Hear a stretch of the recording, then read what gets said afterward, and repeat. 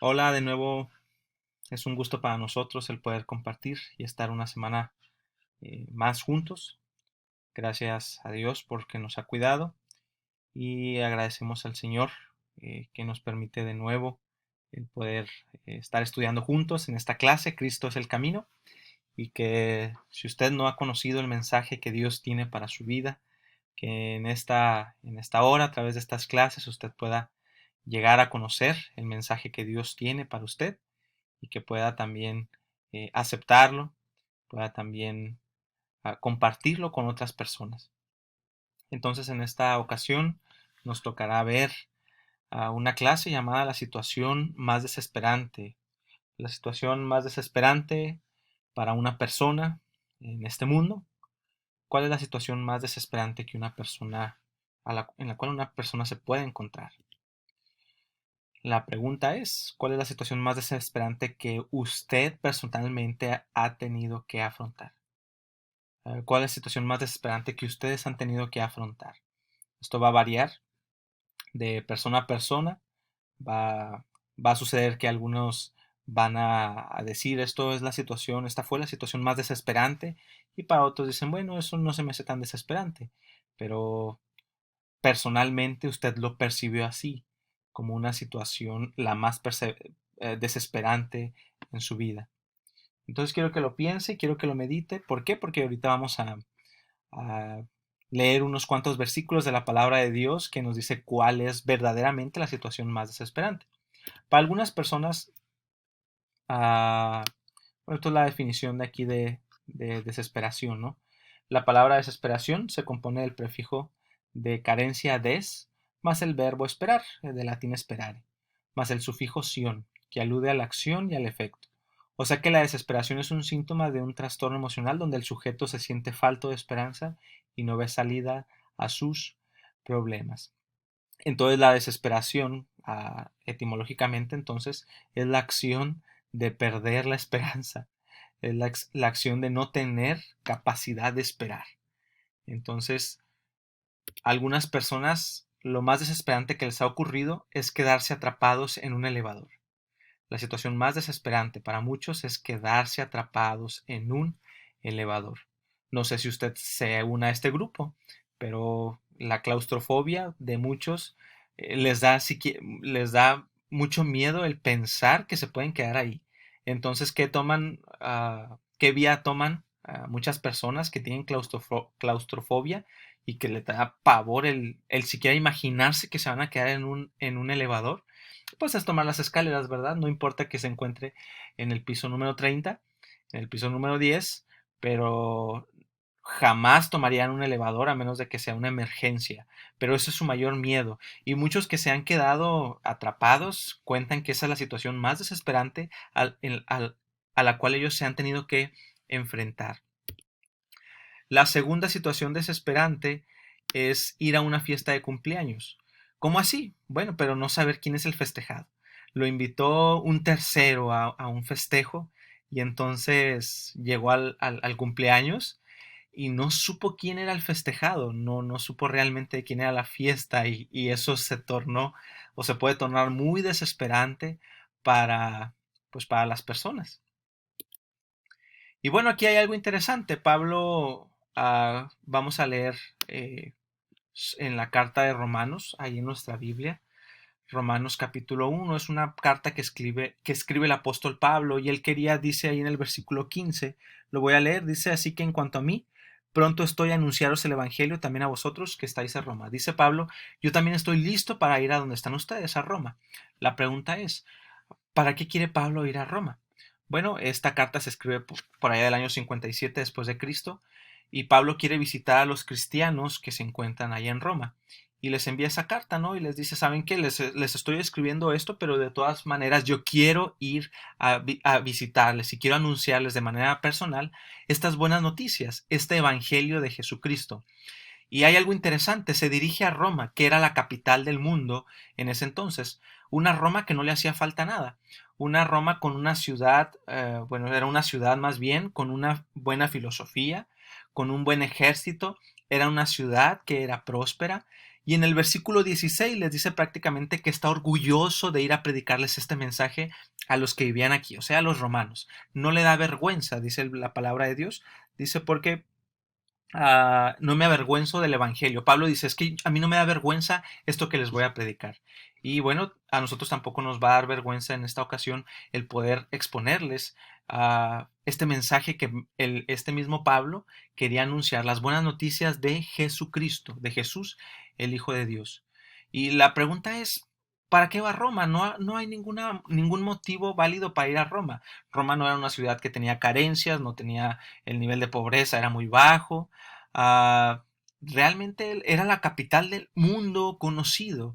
Y ellos al parecer no conocían lo que era la palabra desesperación. Quizá en otras ciudades conocían la desesperación de no tener qué comer, la desesperación de no tener alimento en casa, la desesperación de que la economía era muy difícil.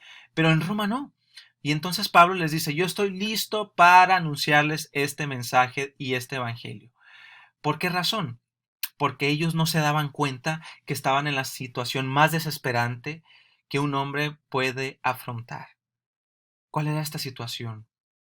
Bueno, la primera cosa que vamos a ver se encuentra en Romanos 1, del 18 al 32. Vamos a leer unos cuantos versículos. La situación más desesperante que una persona pueda afrontar es estar bajo la ira de Dios. El versículo 18 dice así, porque la ira de Dios se revela desde el cielo. Vamos a leerlo juntos, ¿le parece? Dice así la palabra de Dios. Porque la ira de Dios se revela desde el cielo contra toda impiedad e injusticia de los hombres que detienen con injusticia la verdad. Porque lo que de Dios se conoce les es manifiesto, pues Dios se lo manifestó. Porque las cosas invisibles de Él, su eterno poder y deidad, se hacen claramente visibles desde la creación del mundo, siendo entendidas por medio de las cosas hechas, de modo que no tienen excusa. Pues habiendo conocido a Dios, no le glorificaron como a Dios, ni le dieron gracias, sino que se envanecieron en sus razonamientos, y su necio corazón fue entenebrecido.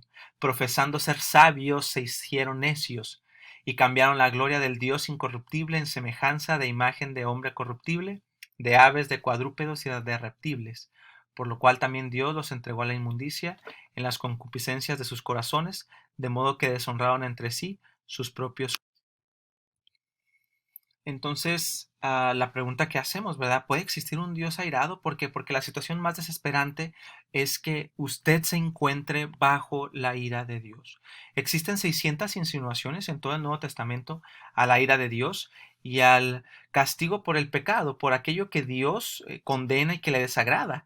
Jesús, que era Dios encarnado, habló del infierno, de la ira de Dios que está sobre todo aquel que rehúsa creer en él, del castigo eterno donde la gente va a llorar y a crujir los dientes.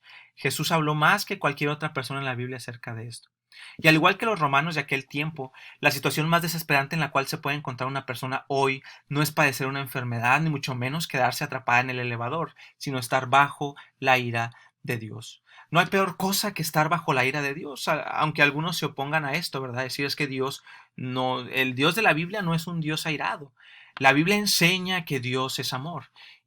Eso es verdad, pero la Biblia enseña que Dios es un ser justo y que su ira es un eterno aborrecimiento contra toda injusticia. O sea, si Él es justo, Él aborrece la injusticia y el pecado es la injusticia más grande que pueda existir. Es importante recordar, ¿verdad?, que no podemos pensar en la ira de Dios en la forma en la que nosotros la experimentamos en nuestras propias vidas. ¿Cómo así? Bueno, porque la ira de Dios no implica impaciencia. Muchas veces nuestra ira implica impaciencia. La ira de Dios no es un enojo descontrolado. No es que se enojó y empezó a tirar botellas, empezó a tirar esto y lo otro. No. La ira de Dios no es para nada injusta. Ah, realmente es una ira justa debido a que Dios es el ser perfectamente justo y Él es el único en el universo que está apartado 100% del mal. Dios es un ser santo, o sea que está apartado del mal. Y entonces Él realmente detesta el pecado. Él está apartado del pecado. No hay ningún lugar en la tierra que se pueda escapar de la mirada de Dios. Y no hay ningún lugar en la tierra donde la ira de Dios contra el pecado realmente no llegue. Dice que la ira de Dios se manifiesta, dice el pasaje que acabamos de leer, se revela desde el cielo, dice ahí. O sea que en cualquier rincón del planeta esta ira se va a revelar. ¿Contra qué cosas? Vamos a ver lo siguiente. La ira de Dios se manifiesta. ¿Por qué se manifiesta? Contra tres cosas. La primera es por detener la verdad. Dice la palabra de Dios otra vez. Porque la ira de Dios se revela desde el cielo contra toda impiedad e injusticia, dice ahí, ah, que detienen, de los hombres que detienen con injusticia la verdad. Entonces, ¿por qué se revela esta ira? Por detener la verdad. O sea que la primera cosa que nos dice es que se revela contra la impiedad de nosotros, de los seres humanos. ¿Por qué? Porque no reconocemos, ni obedecemos, ni le damos el respeto a Dios. Es más, lo ignoramos muchas veces. La injusticia es no apegarnos a las leyes de Dios ni a sus principios morales. Por ejemplo, no codiciarás, no matarás, no tendrás otros dioses ajenos. Entonces, prácticamente no nos apegamos a las leyes de Dios y estamos deteniendo con injusticia la verdad. La clave aquí es que nosotros disminuimos la intensidad, o sea, suprimimos la verdad con injusticia. Dios se ha revelado y el ser humano conoce eso. Sabemos que Dios existe y que Él es digno, es un ser digno de nuestras vidas, no importa dónde nos encontremos, sabemos eso. Sin embargo, lo reprimimos, rechazamos este conocimiento. ¿Cómo así? Podemos ver el universo, podemos estudiar el universo, podemos ver nuestros propios cuerpos y es una cosa terrible el pensar que esto vino de una explosión o vino de la nada. La pregunta más, un ejemplo muy común es el siguiente. Si usted encuentra un celular tirado en la calle y usted lo prende y ahí dice la hora y usted ve que es un celular y que tiene el sistema operativo Android y entonces usted lo ve, usted no dice, qué barbaridad, este celular, pues yo creo que pasaron millones de años para que se pudiera pues todo juntar en un solo dispositivo y que el día de hoy yo tenga esto aquí. Mm, Ningún ser humano piensa eso. ¿Qué dice? Yo creo que este lo hizo alguien. A ver qué marca es. Es Samsung. Esto lo hicieron los creadores entonces de esta marca llamada Samsung. No, este lo hizo los de Apple, los de iPhone. Entonces, cuando vemos algo con propósito, cuando vemos un diseño inteligente, cuando vemos un diseño que es específico, esto es específico, esto no sirve para vamos a decirlo así, no sirve para tocar música en el sentido como una guitarra. Esto no sirve como una trompeta, aquí usted no puede soplar y sale el sonido, pero aquí sirve para hacer llamadas, es un teléfono inteligente, lo que la mayoría de la gente usa. Entonces lo ve en la calle y dice, esto lo hizo alguien. Y cuando usted ve el mundo, ve un diseño inteligente. Y lo más normal que hace un ser humano es pensar y decir, es que esto lo debió haber creado alguien. Pero nosotros en el siglo XXI, ¿qué decimos? No, no, no, no, no, esto claro que no lo creó un ser superior. Sáquense de esa idea es medieval, eso es cuando la Iglesia Católica tenía pues prácticamente en oscuridad y sojuzgados a todo el pueblo, a todo el mundo. Entonces no les crean a ellos, no crean ese libro llamado Biblia. Realmente esto se creó de la nada y nosotros venimos del mono y todo esto se creó de la nada. Bueno, ¿qué tenemos aquí? Tenemos que el hombre reprime, reprime la verdad de Dios. Usted ve el universo, usted sale y ve el sol y usted sabe que el sol tiene un propósito. Ve que la creación, la ley de gravedad, de hecho la ley de gravedad, dicen los expertos, ahora es de 9.8 el número nominal que se da normal. Si fuese un grado mayor, un grado menor, el mundo o colapsaría o se expandiría. Realmente es perfecto la fuerza de gravedad de 9.8. Entonces, ¿qué nos está enseñando esto? Que Dios se ha revelado a nosotros. Nosotros conocemos que existe un ser superior llamado Dios, aunque nunca nos hayamos parado en una iglesia. Pero ¿qué hacemos? Suprimimos la verdad. Suprimimos la verdad. Y dice la palabra de Dios, de modo que nadie tiene excusa. Ah, nadie tiene excusa de que su ignorancia le hizo vivir sin Dios. Y nadie tiene excusa de no buscar a ese ser que creó el universo. Nadie tiene excusas. Cada persona en el mundo existe, sabe que existe un ser superior llamado Dios. Desde las tribus más lejanas, desde las tribus más remotas, hasta los países de primer mundo. En cada corazón humano hay un vacío en forma de Dios, decía San Agustín, y que nadie puede llenar si no es Dios. Los antropólogos culturales afirman que en cada tribu indígena hay un censo del bien y del mal, que cada tribu tiene un ídolo al cual le rinde culto. La pregunta es, ¿de dónde viene eso? ¿Por qué en cada tribu existe la cárcel? ¿Por qué quién determina lo que es bueno y lo que es malo? ¿Por qué no dice, no, no, no, aquí el que quiera hacer esto, que lo haga? Aquí somos relativistas, aquí si para él es bueno robar, que lo haga. ¿Por qué en cada... Vamos a la tribu de los guaraníes en Paraguay, vamos con los dinkas ahí en África, la pregunta es, ¿por qué ellos tienen cárceles? Y no son países del primer mundo, son etnias. Estamos hablando de grupos tribales. ¿Por qué? Porque ellos tienen cárceles. ¿Quién les enseñó lo que era bueno y lo malo? Eso está en el corazón humano y eso viene de fábrica, del ser quien nos creó. La segunda cosa por la cual es Dios quien nos creó. La segunda cosa por la cual viene la ira es porque rechazamos a Dios. Dice el versículo 21, lo voy a leer otra vez.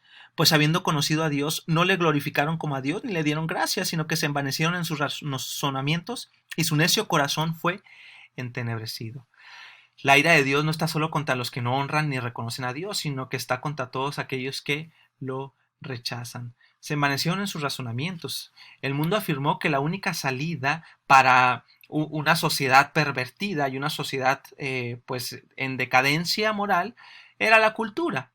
Otros dicen que era la educación. Cuando usted pudiera educar a la mayor parte del mundo con universidad, con posgrados, entonces el mundo sería una sociedad mejor. Bueno, tenemos el ejemplo de Hitler. ¿Qué pasó con Hitler? Hitler mató millones y millones de judíos. ¿Y sabe quiénes hicieron estas cámaras donde mataron a los judíos? ¿Saben quiénes realmente ejecutaron a todos estos judíos? Las personas más estudiadas de su tiempo, las personas con doctorados en su tiempo. ¿La educación es la salida? Claro que no. La gente piensa que eso es necesario para lograr una sociedad mejor. Pero bueno, vemos que con el ejemplo de Hitler que eso no es realidad. Dice la Biblia que se envanecieron en sus razonamientos, en sus pensamientos. Nosotros nos envanecemos, negamos la existencia de Dios. Sabemos que Dios es real, pero decimos, es que a mí no me cuadra la idea de que Dios sea real. A mí me fastidia que la gente piense que Dios es real. Él sabe que Dios es real. Y la pregunta es, ¿por qué argumentar? ¿Por qué hacer tantos argumentos sobre que Dios no existe? Simplemente decir, no existe ya. Pero la gente se enoja y empieza a hacer muchos argumentos. ¿Para qué? Para decir que Dios no es real. ¿Por qué simplemente no decir, bueno, no creo lo que tú me dices y eso es claro que Dios no es real? Pero no, la gente empieza a razonar, a envanecerse en sus razonamientos. Pues la Biblia dice que no existe ningún ateo. La Biblia dice que hay necios que dicen en su corazón, Dios no existe. Eso está en el Salmo 14.1. Dice el necio en su corazón, no hay Dios. Entonces empieza el necio, empieza el ser humano a rechazar a Dios. Porque Dios se ha revelado en el sol, en la luna, en las estrellas. Él ha revelado que Él existe con esta creación, ¿verdad? Y la gente debería reconocer a Dios y buscar a ese Dios. Sin embargo, el hombre ha detenido esta verdad. Hemos rechazado a Dios, negándonos a reconocer que quien creó el universo es un ser superior llamado Dios. Pues habiendo conocido que Dios existía, dice ahí, nunca lo reconocieron. Y al escuchar, ¿verdad?, que Dios está enojado contra ellos, que su ira está contra ellos el día de hoy, ellos dicen, no necesitas decirle a la gente lo malo que son, solo preséntales amor, preséntales perdón. Dice ahí la Biblia, y su necio corazón fue entenebrecido. El hombre trata de librarse de esta idea de que Dios existe de muchas maneras. Él trata de librarse de esta idea que Dios existe. Él no quiere que esto sea verdadero en su vida. Él no quiere que esto sea verdadero en su vida. Y dice ahí, profesando ser sabios, se hicieron necios. Y esta es la única explicación coherente de qué. De que, por ejemplo, en países del primer mundo, sea penado el matar un venado, el matar algún águila, algún animal, sea penado con años de cárcel y una deuda, una fianza para salir tremenda de millones de dólares. Pero ¿y por qué abortar es legal? ¿Por qué matar a un venado me va a hacer acreedor a una deuda? ¿Y por qué matar a un ser humano? Aunque muchos dicen, no, es que no es un ser humano porque apenas es un embrión y esto. ¿Por qué matar a un ser humano en el vientre de su madre es algo tan normal y tan legal? Dice ahí, se envanecieron en sus razonamientos y su necio corazón fue entenebrecido, profesando ser sabios. Yo tengo doctorados y les voy a decir que eso que está ahí en el vientre de la madre no es para nada un ser humano. Ah, pero mataron ahí un águila. Por favor, denle años de cárcel a ese señor. Y la tercera cosa, ¿por qué se manifiesta esta ira? No por detener la verdad, no solamente por rechazar a Dios, sino por cambiar a Dios. No solamente detenemos la verdad, no solamente rechazamos a Dios, sino también que lo cambiamos. Según en este pasaje, el hombre hace un intercambio y cambiaron la gloria del Dios incorruptible. En realidad hemos hecho un intercambio, sustituimos a este Dios que creó los cielos y la tierra, a este Dios que nos creó a nosotros, a este Dios eterno, bueno, perfecto, grande, por la imagen de un hombre mortal y frágil que puede morir en cualquier momento. El hombre cambió al Dios verdadero por sus propios dioses. Por ejemplo, el hinduismo tiene aproximadamente 300 millones de dioses. Consideran las vacas sagradas. Y es lo que dice este pasaje, que cambiaron al Dios eterno por cosas creadas aquí. Intercambiaron. El hombre ha intercambiado la verdad por la mentira, dice el versículo que acabamos de leer, honrando y dando cultos a las criaturas antes que al Creador. O sea que honramos más una vaca sagrada que al Creador de esa vaca que es Dios. Amamos más a un jugador de fútbol que a Dios. Elogiamos más las cualidades de una persona, haga lo que haga, que al Dios eterno que hace salir su sol todos los días sobre su cabeza y sobre la mía, sobre justos y sobre injustos, aunque no lo merezcamos. Y por último, el hombre cambió el uso natural de su cuerpo. Vea los intercambios que hace el hombre. El hombre empieza a intercambiar. No está contento, no estamos contentos con lo que Dios nos está dando. Intercambiamos lo que hace nuestro cuerpo. Vea el versículo 26. Dice así, por lo cual también Dios los entregó a la inmundicia en las concupiscencias de sus corazones, de modo que deshonraron entre sí sus propios cuerpos. Dios tiene un orden en la creación. Dios hizo al ser humano. Dios creó a Adán a un varón y Dios creó a Eva a una mujer. Y los dos iban a ser un matrimonio, una sola carne. Ese era el plan de Dios. Pero el hombre cambió este orden establecido por Dios. Dios, a mí no me importa el orden que usted tiene para la creación. A mí no me importa lo que usted haya diseñado. Si a mí me gusta alguien del mismo sexo, entonces usted no es nadie para impedirme. Ellos son ahora objetos de ese mismo enojo e ira de Dios. Si usted está sin Cristo en esta hora, usted está bajo la ira de este Dios. Esta es la situación más desesperante y usted se encuentra en esta situación desesperante y quizá usted ni siquiera lo sabía. ¿Por cuál razón? Por detener la verdad. Quizá usted no ha querido escuchar más de Dios. Por rechazar a Dios, ¿verdad? Le dicen, oiga, quiero hablarle un poco de Dios y usted dice, para nada, por favor, váyase, retírese. A mí no me importa saber nada de esto. Y por cambiar a Dios por cualquier otra cosa, por cualquier otro ser humano, cambiar a Dios por algún otro Dios pequeño en nuestro corazón. Y rechazamos a Dios y lo cambiamos. Y hay un pasaje interesante en el Salmo 5, el Salmo 5:11 y el Salmo 7:11 dice que Dios tiene su arco listo y preparado. Está apuntando contra todos aquellos que le han rechazado y que, bueno, su vida tiene que acabar en algún momento. Y que Dios está enojado todos los días contra el impío, contra el que está deteniendo su verdad. Dios está enojado contra la impiedad. Dios es un Dios justo y en su justicia tiene que estar enojado contra la impiedad. Usted y yo hacemos eso. ¿Qué pasa si en la calle usted encuentra a un hombre que está intentando abusar de una niña? ¿Usted qué hace? Usted se enoja, lo más normal es enojarse. ¿Por qué? Se está cometiendo una injusticia. El Dios de toda justicia se enoja también y está airado, con una ira justa contra todos nosotros que hemos cometido injusticia y si nos encontramos sin Jesús. La situación más desesperante es estar bajo la ira de Dios. Y no solo eso, sino estar bajo la entrega de Dios.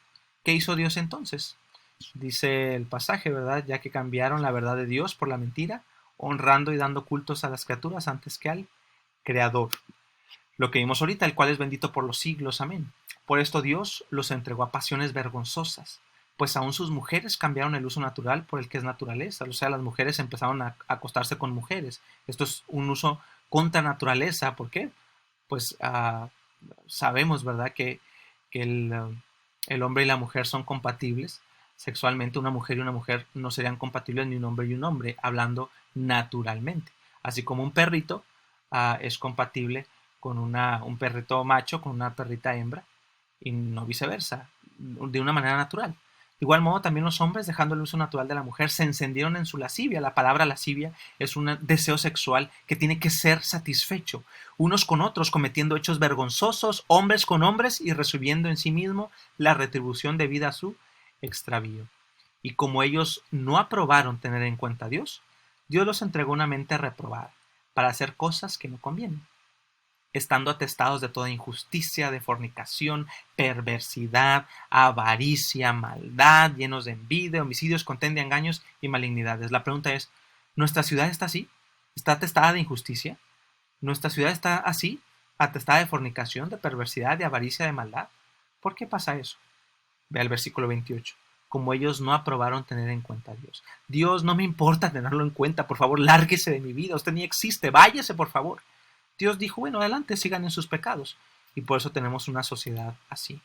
Murmuradores, detractores, aborrecedores de Dios, injuriosos, soberbios, altivos, inventores de males, desobedientes a los padres. Tenemos niños que andan matando a sus papás con 12 años de edad. Necios, desleales. Tenemos la tasa de divorcios por adulterio.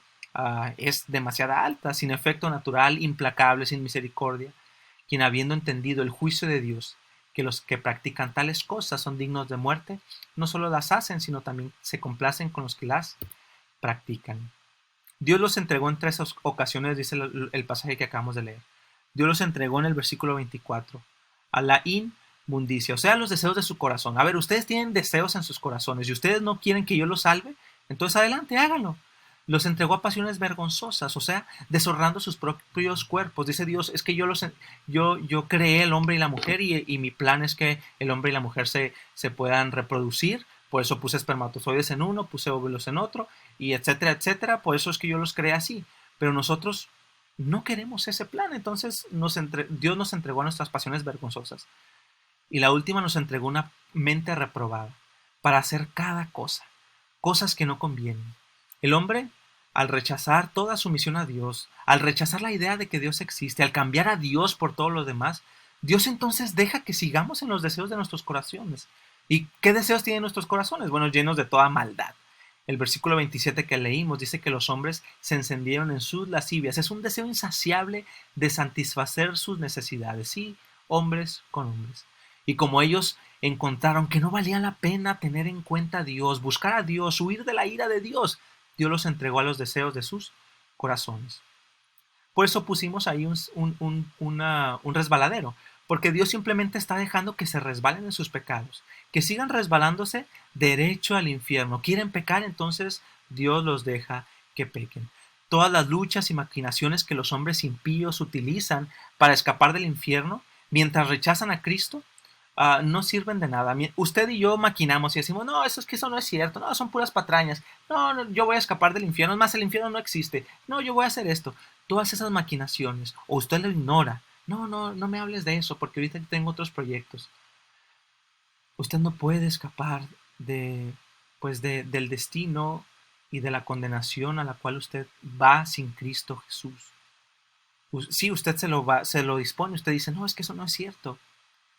Pero cuando se encuentre en ese lugar, usted va a recordar quizá este video, va a recordar a personas que le hablaron y va a ser imposible que salga de ahí. El pecado es la ruina y la miseria del alma, por eso tenemos una sociedad así. El pecado destruye nuestras vidas y destruye la sociedad. Realmente el pecado es lo que nuestra alma, lo que pudre nuestra alma, nos aleja de Dios. Y si usted se encuentra sin Cristo en esta hora, no importa cómo se revele el pecado en usted. Puede ser chismoso, puede ser la homosexualidad, puede ser desobediente a los padres, puede ser envidioso, puede ser que ha rechazado a Dios toda su vida. No hay refugio para usted. No hay refugio para la ira de Dios si usted no viene a Jesús en esta tarde. Quiero que usted sepa que está al borde de la eternidad. El coronavirus lo puede alcanzar el día de hoy. Un infarto lo puede acabar el día de hoy. Usted puede salir y puede ser que algún enfrentamiento armado entre grupos de narcotraficantes y policías y le tocó una bala perdida y le tocó en la cabeza y se murió. Estamos al borde de la eternidad Y solo hay dos lugares: vamos a ir al cielo con Dios si es que aceptamos a Jesús y su sacrificio, o vamos a ir al infierno si lo continuamos rechazando. El infierno es la ira de Dios sobre nosotros. El infierno es la ausencia de la presencia bondadosa de Dios en nuestra vida. La situación más desesperante en la cual se puede encontrar una persona hoy no es padecer una enfermedad, ni mucho menos quedarse atrapada en el elevador, sino estar bajo la ira de Dios y que Él nos abandone. Cuando no había salida para nosotros, cuando no había ningún otro camino de escape, cuando no había dónde huir de la justa ira de Dios, tenemos la única esperanza, que es el Evangelio.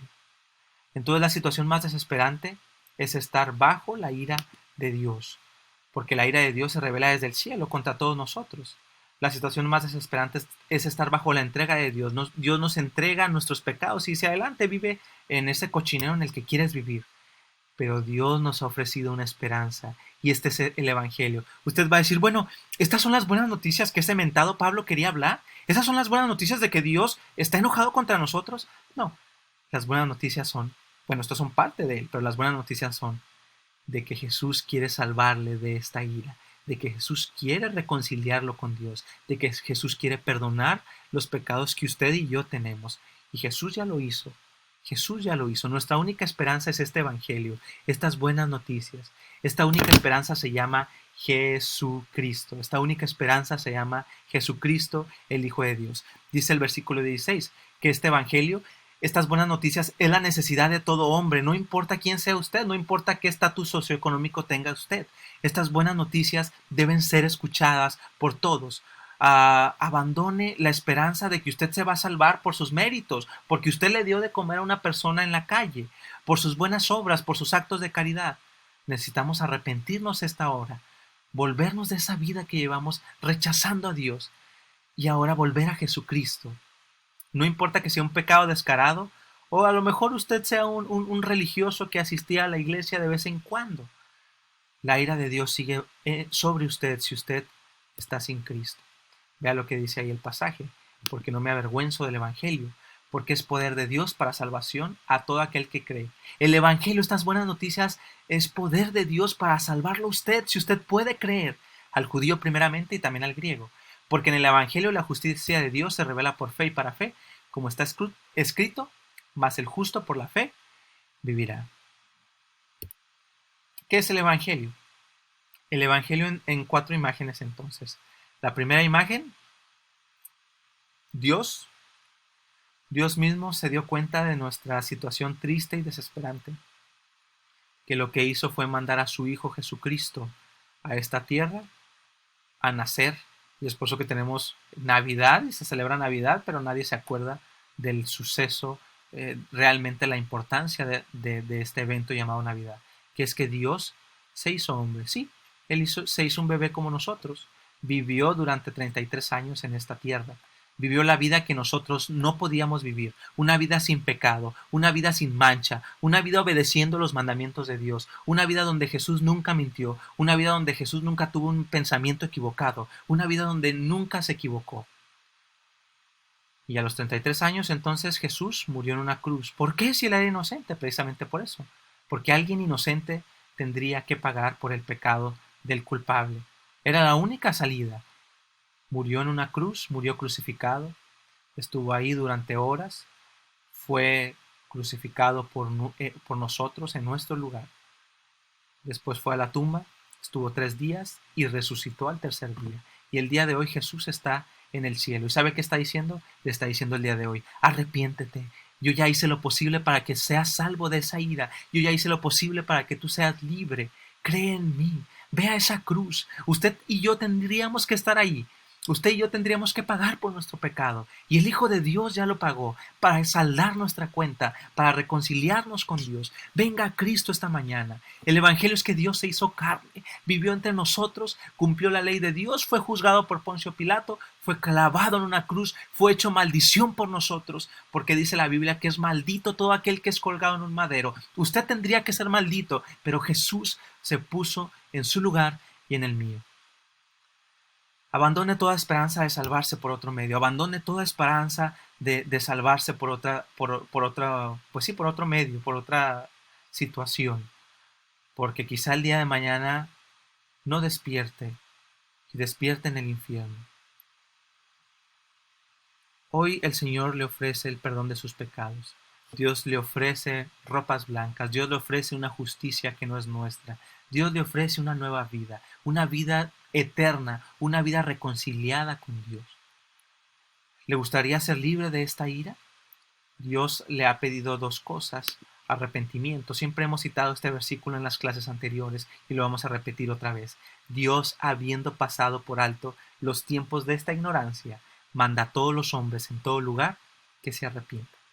Dios le está mandando a usted que se arrepienta de su rebelión contra Dios, que se arrepienta de sus pecados, que se arrepienta de eso que usted sabe que a Dios le desagrada, que se arrepienta de aquello que usted sabe que Dios lo condena. Arrepiéntase en esta hora y tenga fe en Jesús, confía en Jesús.